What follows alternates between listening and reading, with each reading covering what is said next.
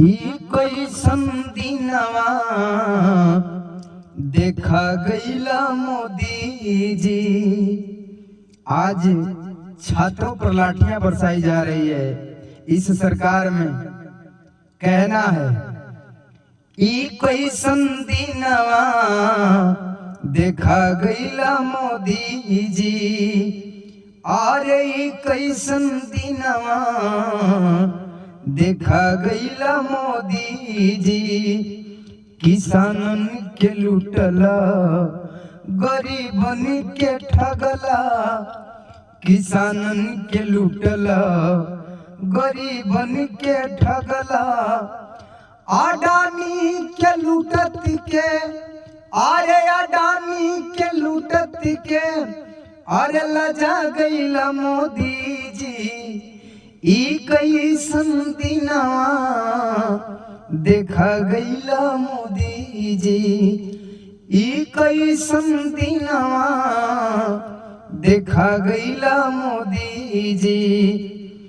काला किले आई काला धन विदेश से बनल सरकार भूली गईला उपदेश से।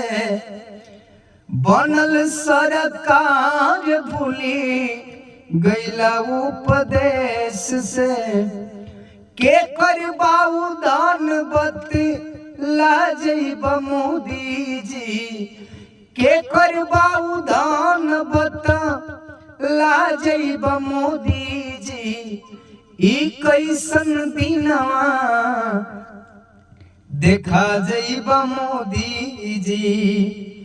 ई कैसन दिनवा देखा गईला मोदी जी।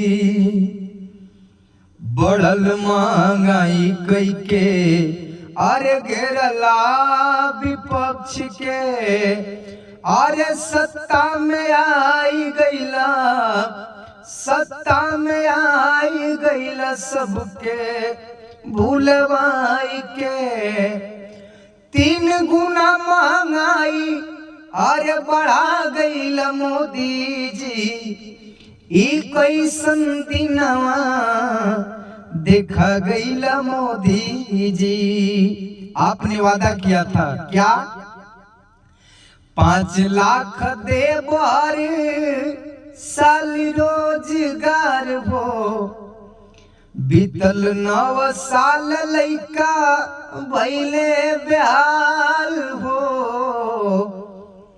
5 लाख देब हर साल रोजगार हो।